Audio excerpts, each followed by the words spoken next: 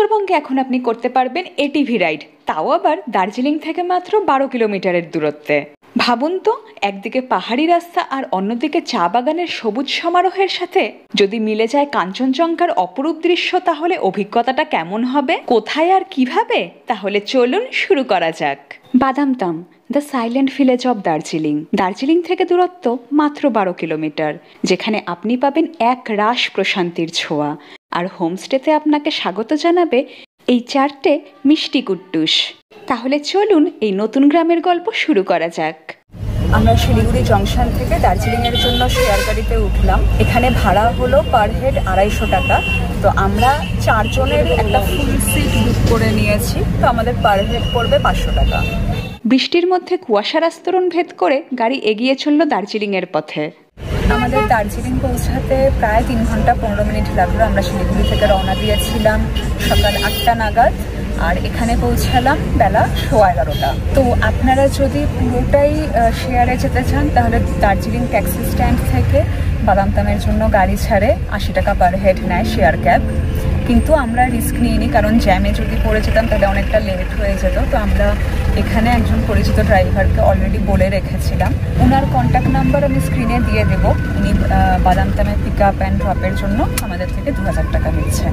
এখান থেকে বাদামতামের ডিস্টেন্স প্রায় 12-13 কিলোমিটার, তো আমাদের মোটামুটি 45 মিনিট থেকে 1 ঘন্টা লাগবে।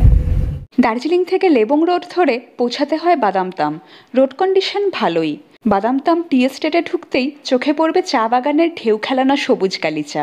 এই সাইনবোর্ডের বাঁদিকের রাস্তাটা ধরে এগিয়ে বাদামতাম টি ফ্যাক্টরির ভেতরের রাস্তা দিয়ে হোমস্টেতে পৌঁছাতে হয়। বেলা 12:30 বাজে আমরা পৌঁছে গেছি বাদামতামে। এখানে আমরা বুক করেছি ইকোলাক্স মাউন্টেন মিস্ট বুটিক স্টে। এই হলো আমাদের আজকের স্টে। হোমস্টেতে ঢুকতেই এই 4টে সাদা কুট্টুস আমাদেরকে ঘিরে ধরলো। এরকম অভ্যর্থনা পেলে তো এখানেই থেকে যেতে ইচ্ছা করে, তাই না? তোমার লোমে ওর হাঁচি পেয়ে গেল।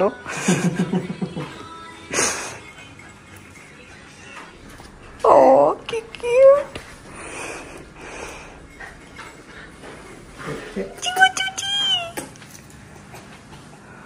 এই হলো আমাদের রুম।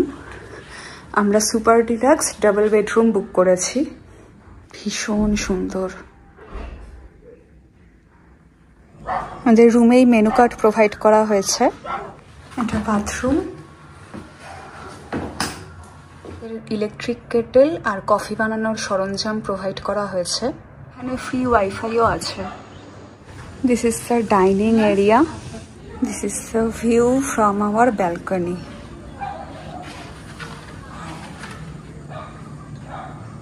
এই রিসর্টে 3 ধরনের রুম আছে, সুপার ডিলাক্স, ডিলাক্স আর স্ট্যান্ডার্ড। সুপার ডিলাক্সের প্রাইস হলো 3600 টাকা, ডিলাক্স রুমের প্রাইস হলো 2800 টাকা, আর স্ট্যান্ডার্ড রুমের প্রাইস হলো 2200 টাকা। সব ক্ষেত্রেই ব্রেকফাস্ট কমপ্লিমেন্টারি।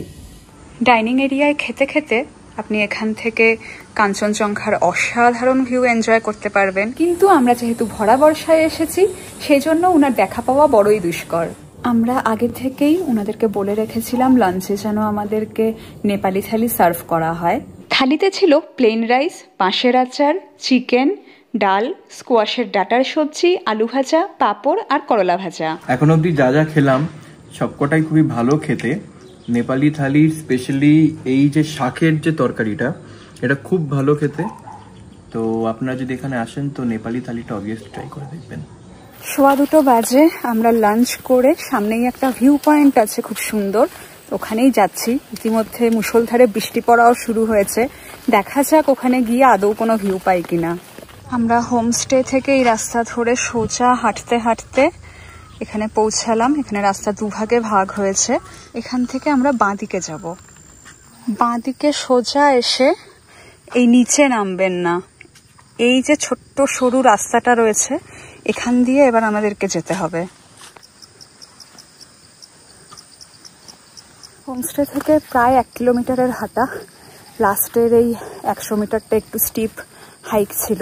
ভিউটা দেখুন কি অসাধারণ। গুগল ম্যাপে এই জায়গাটার নাম দেওয়া আছে চুলিধারা বুদ্ধা স্ট্যাচু। ফাঁপা মেটালের তৈরি। এখানে বাংলায় লেখা রয়েছে ওম পৃথিবীকে নমস্কার। এরকম স্ট্যাচু তো আমি আগে কখনো দেখিনি। এর গায়েও বুদ্ধের বিভিন্ন প্রতিকৃতি খোদিত রয়েছে। জায়গাটা ট্যুরিস্টদের চাপে এখনো নিজস্বতা হারায়নি। চারদিকে চা পাতার সবুজ গালিচার মাঝে পাহাড়ে ঘেরা বাদামতামের নির্জনতা ভাঙে দূরে কোনো এক অজানা পাখির ডাকে। জায়গাটা এতটাই শান্ত যে পাশ দিয়ে বয়ে চলা হাওয়ার শব্দও শুনতে পাওয়া যায়। এবার আমরা এখন এই নিচের রাস্তাটা দিয়ে একটু টি গার্ডেন এরিয়াটা ঘুরে নেব। ঝিঝি পোকার ডাক, দূর থেকে ভেসে আসা কোনো এক মনাস্ট্রির মন্ত্রোচ্চারণ আর ঘণ্টার আওয়াজ সব মিলে এক মনোমুগ্ধকর আবহের সৃষ্টি হয়।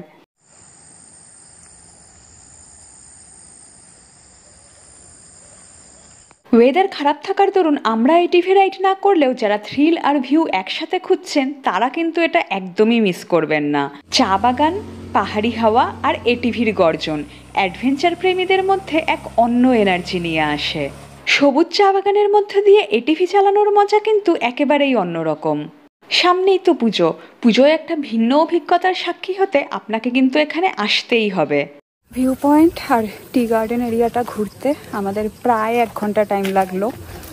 তো এখন আমরা আমাদের হোমস্টেতে ব্যাক করছি। হোমস্টেতে ফিরতেই আবার কুট্টুসের দল ঘিরে ধরলো।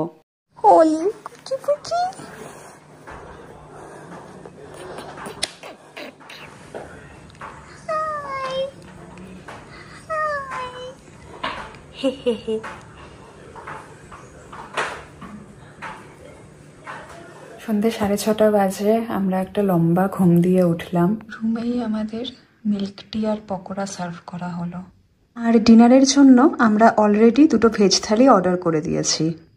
ডাইনিং এরিয়া থেকে দূরে যে পাহাড়গুলো দেখা যায় সেখানকার বাড়িগুলোতে টিমটিম করে লাইট জ্বলছে আর দেখতে ভীষণ সুন্দর লাগছে। তো ভিডিওতে তো ধরা পড়ছে না, আমি নাইট মোডে কয়েকটা ফটো তুললাম, সেগুলো আমি নেক্সট ক্লিপে অ্যাটাচ করে দেব। দেখুন কি সুন্দর লাগছে। আজকে যেহেতু রাখি পূর্ণিমা আর আকাশটা যদি আমরা আজকে ক্লিয়ার পেতাম তাহলে এটা আরো সুন্দর লাগতো। রাত 9টা বাজে, আমাদের ডিনার এসে গেছে। আমরা ভেজ থালি অর্ডার করেছিলাম। এখানে রয়েছে ভাতের সাথে ঘি, ডাল, পনির, স্কোয়াশের সবজি, পাঁপড়, আলু ভাজা, সালাড, ঘুন্দ্রুক আর এটা হলো ব্যাম্বুর আচার উইথ ডাল্লে। আমাদের রাত্রের ভেজ থালিটা দুপুরের থেকেও বেশি ভালো। স্পেশালি গুন্দ্রুকের তরকারি, যেটা আই থিঙ্ক তোমার সব থেকে বেশি ভালো লেগেছে, খুবই ভালো হয়েছে। পনিরের তরকারিটাও খুব ভালো। আর এই ব্যাম্বুর যে আচার যেটা করেছে, আমি প্রথমবার এরকম খেলাম, তো আমার খুব টেস্টটা ভালো লাগছে। ডিনার ডান। আপাতত আমাদের আর কোনো অ্যাক্টিভিটি নেই, তো আজকের মতো ভিডিও এখানেই এন্ড করছি। Good morning travel freaks. আজকে আমার ট্রিপের সেকেন্ড ডে। আমাদের ট্রিপ তো প্রায় শেষ হতেই চললো, এখন বাজে সকাল 8:30। আমাদের ব্রেকফাস্ট কমপ্লিমেন্টারি ছিল। এবার আপনাদের দেখিয়ে দিই আমাদের ব্রেকফাস্টে কি কি দেওয়া হয়েছে।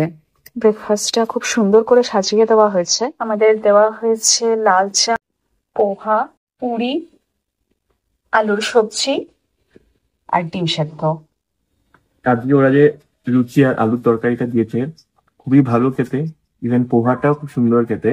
একটা জিনিস এদের খুব ভালো লাগলো, এদের প্রত্যেকটা দিনের খাবার গুলোই কিন্তু খুবই টেস্টি।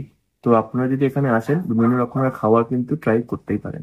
9:30 বাজে, আমাদের ব্রেকফাস্ট ডান। তো এই স্টেটার ব্যাপারে বলতে গেলে ওভারঅল এক্সপিরিয়েন্স খুবই ভালো ছিল। আমাদের রুমটা ভীষণ সুন্দর ছিল, লাক্সারি স্টেই বলা যায়। এই স্টেতে আমাদের সব থেকে ভালো লেগেছে এখানকার খাবার কোয়ালিটি থেকে শুরু করে কোয়ান্টিটি, খাবারের স্বাদ অসাধারণ ছিল। ওনাদের আতিথেয়তাও খুবই ভালো। তো আপনারাও যদি বাদামতামে 1-2 দিন স্টের প্ল্যান করেন তো আমি এই স্টেটা অবশ্যই রেকমেন্ড করব। আর আমাদের ড্রাইভার দাদাও চলে এসেছে, উনি এখন আমাদেরকে এখান থেকে পিক করে দার্জিলিংয়ে ড্রপ করবেন। দার্জিলিংয়ে আমরা কিছুক্ষণ গ্লেনারিস বা কেভেন্টার্সে একটু টাইম স্পেন্ড করব, তারপর আমরা ওখান থেকে শেয়ার ক্যাব নিয়ে শিলিগুড়ি ব্যাক করব। তো আমার বাদামতাম ব্লগ এখানেই শেষ হলো। নেক্সট ব্লগ আসা অব্দি সায়নারা।